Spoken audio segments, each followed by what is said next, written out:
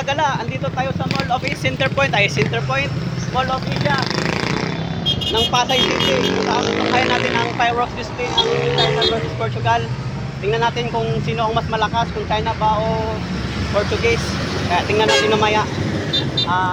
Mamaya dito tayo sa likod ng MOA para tunghayin natin yung fireworks display nila. So ayun mga kagala, punta natin ngayon mamaya punta natin. Yo, what's up mga kagala? Nandito tayo sa likod ng MOA kung saan magaganap ang fireworks display versus Portugal versus China. So yun ang punta natin at manood tayo ng fireworks. Sabi nila malakas daw yung China daw eh. Kaya tara, puntahan natin. So ayan na po tayo mga kagala, no? Pupunta na tayo ngayon. At dito na maganap ang totoong laban ng Portuguese versus China. Silver tayo, wala tayong pera eh.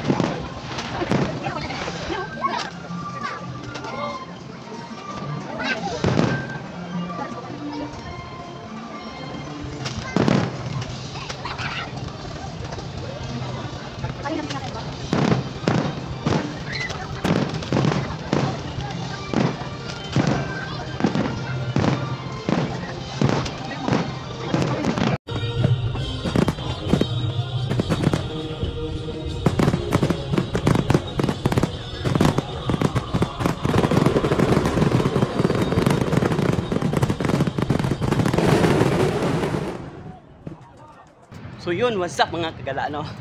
Natapos na rin natin yung fireworks display. Ang lupit. So ngayon, pauwi na tayo.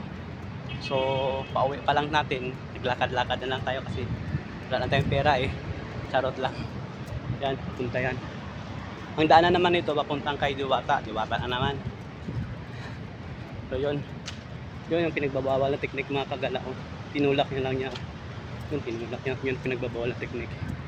So yun, thank you mga kagala sa pagtingin ng video ko kahit walang saysay. Adios amigo.